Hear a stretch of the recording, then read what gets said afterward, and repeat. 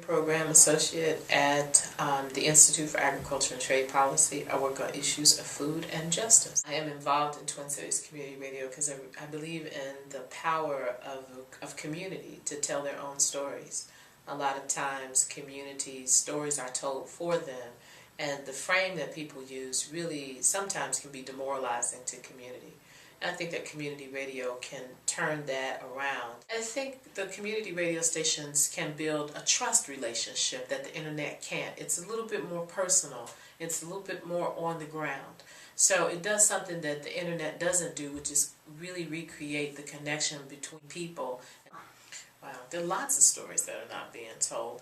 I'm thinking, one that sticks out in my mind is the success of many communities of color. Times when we see or discuss in the dominant culture African American people or Latino people, we end up talking about the things that are wrong with them. Either they are the ones that are suffering from the most chronic diseases, which is not necessarily untrue, but not the whole story. We don't often get a chance to talk about why our communities are the way that they are. And then we also don't get a chance to hear a lot about the solutions that are community driven.